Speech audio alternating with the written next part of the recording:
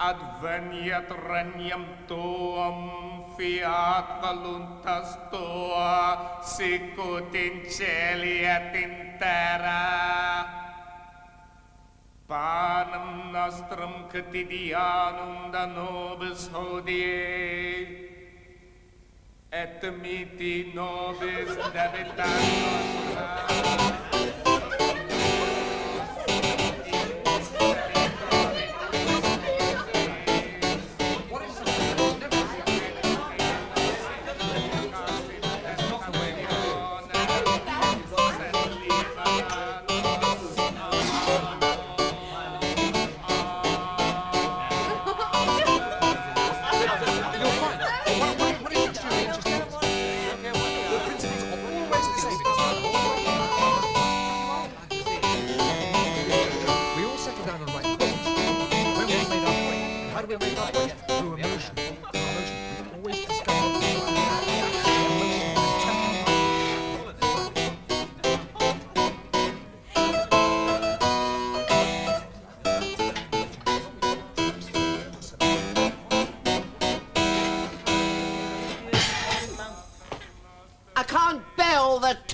In this house.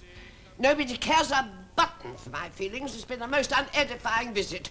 Nobody listens to a word I say. There's no respect. Everyone shouts at once. It's like some frightful parliament of apes. Come on, Flipper, let's go. I can't stay here. If Madame would care for a nice... You, my girl, are nothing but a maid with far too much to say, and most of that impertinent. We don't need your opinion. But, Grandmother, There's a word for you, my boy. Buffoon. Yes, I am your grandmother, and I should know. And if I've told your father once, I've told him 100 times. I think you're a bad lot who'll never give him anything but heartache. I think... Good Lord, the quiet one's found her voice. Sweetness and light, the sister meek and mild. But still waters run deep, they always say, and deep down, you're as bad as all the rest. Madame, please. No, dear, don't take this amiss. But everything you do is simply wrong. You ought to set these two a good example, as their late mother never failed to do. You spend too much. I must say it upsets me the way you go round dressed like a princess. A woman who wants just to please her husband has no business parading like a clothes horse. My sister, Madame, is quite... As for you... Well, it's not that I don't like you, respect you, but if you were my brother, if I were my son's wife, you'd be barred the house, spouting your endless theories about life, which no one in their right mind would accept. Perhaps I've been too frank. No, Grandmother. I'm like that. I never could conceal what's on my mind.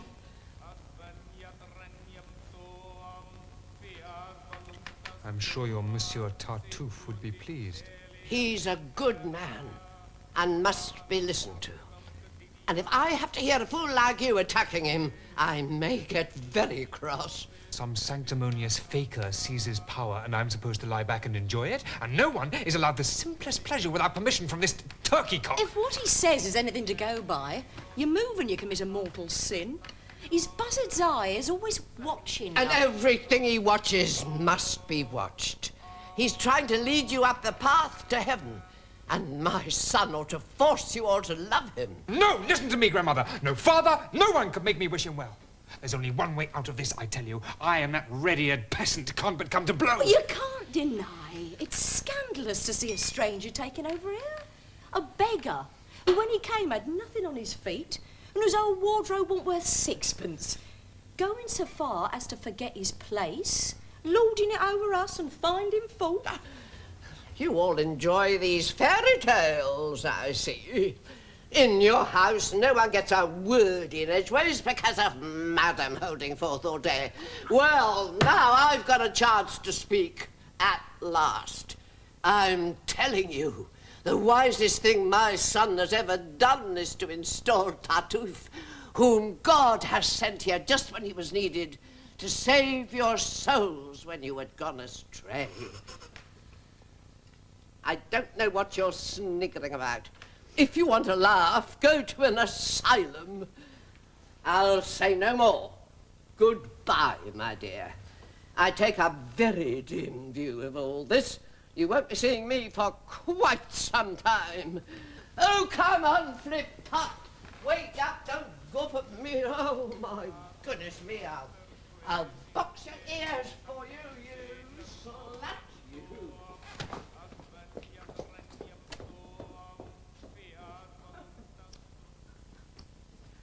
Well, I'm staying put. I don't want it to start on me again. Silly old. What a shame she isn't here to comment on your turn of phrase. She got annoyed with us for no good reason. She's clearly besotted with this Tartuffe. I promise you, her son is even worse. And if you saw him, you'd be appalled. But during the Troubles, he was very brave, enhanced his reputation with the king. But ever since he's fallen for Tartuffe, he's gone around like someone in a daze. He loves the man 100 times as much as his wife, his son, his daughter, or his mother. He pampers him. He caresses him. I'd say you couldn't be more loving to a mistress. He sits him at the top end of the table, enjoys watching him eat enough for 6. You have to serve him all the tastiest bits. And even when he burps, he says, God bless you. In short, he's mad about him. He's his hero. His slightest action is miraculous. And every word he says is like an oracle. The fact is, he's a man can spot a victim. Even his servant orders us about, gives himself airs, and preaches wild-eyed sermons, and throws away our rouge and beauty spots. The other day, the brute found my lace bib between 2 pages of the Lives of the Saints and ripped it up, saying it was a crime to stain what's holy with the devil's frills. Oh, it's silly to have stayed here. You missed her lecture at the gate.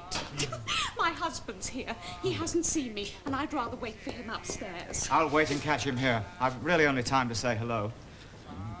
Ask him about my sister's wedding, will you? I have a feeling Tartuffe is against it and forcing him to make these long delays. It's important to me as well, you know. My sister loves Valère and he loves her, but as you know, I'm in love with his sister. Ah, Clarence, hello. I was just on my way. Oh. I'm glad I caught you. Nothing much out yet, is there? In the country? Doreen. You must excuse me just a minute.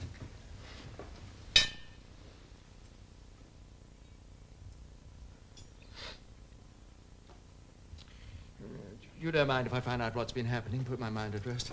Everything fine. What's everybody up to? Are they well? 2 days ago, the mistress had a fever and a strange nagging headache all day long. And Tartuffe? Tartuffe's in the best of health. Oh. Big, fat and blooming with his nice red mouth. Poor boy. She felt quite nauseous all evening and never touched a mouthful of her dinner. Her headache was so painful. And Tartuffe? He sat in front of her and ate alone, Oh. swallowing most religiously a brace of partridge followed by a leg of mutton. Oh, poor boy. She never closed her eyes all night. She had hot flushes which kept her awake. We had to sit up with her till the dawn. And Tartuffe? He was struck down by a kind of pleasantly weary feeling and repaired directly from the table to his room, where he collapsed into his nice warm bed and slumbered dreamlessly until the morning. Poor boy. We finally persuaded her to be bled, and she felt better at once. And Tartuffe? Put his bravest face on it, and bracing himself against the blows of fate, to make up for the blood the mistress lost, drank 4 large tumblers full of wine for breakfast. Poor boy. At any rate, they're now quite well, and I must go upstairs and tell the mistress how interested you've been in her recovery. All right. She's making fun of you. Well, you must have noticed. And I don't want to make you angry, but quite frankly, it's no more than you deserve. I've never heard of such grotesque behavior. How can this man have cast a spell on you? How can you talk about him? You don't know him. Certainly, I don't know him. But to guess the kind of man he is, you only need to... No. You would be captivated by him, and your ecstasy would know no bounds. You see, this is a man who... Well, a man, in fact, to sum up, a man. You listen to him and you enjoy the deepest peace of mind.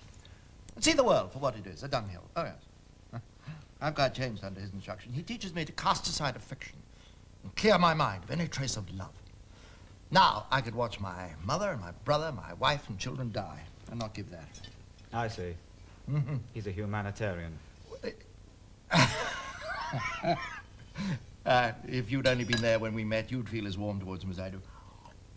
He'd arrive every day in church and kneel meekly right next to me, and never fail to capture the whole congregation's notice with the enthusiasm of his praying. He'd groan and sigh and throw himself around and humbly kiss the ground time and again. And when I left, he'd hurry on ahead to hand me the holy water at the door. His servant, who was like his mirror image, told me about him, who he is. His poverty. I gave him money, but he, restrained as ever, always tried to give some of it back to me. Too much, he'd say. I don't need half this much. I don't see why I should deserve your pity. Well, I'd refuse to take it. He'd go and share it out among the poor.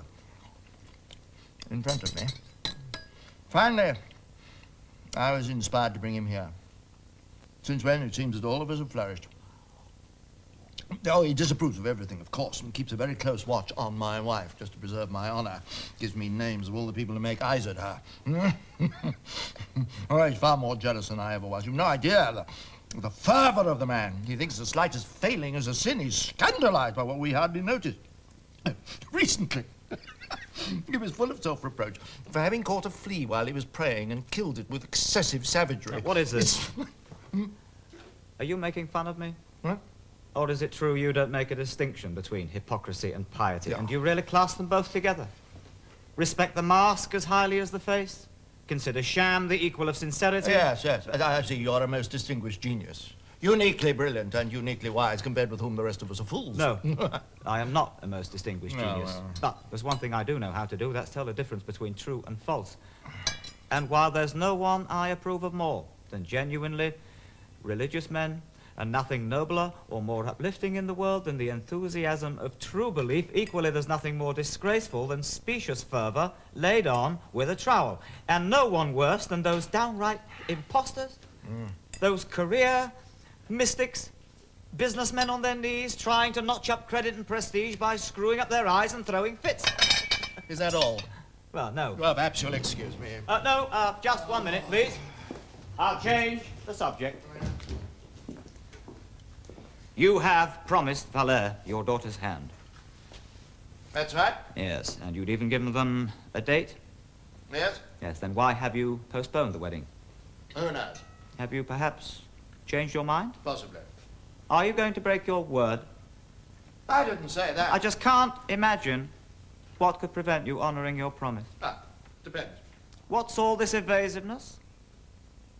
Valère has asked me to see you about it. Oh, that is nice. Yes.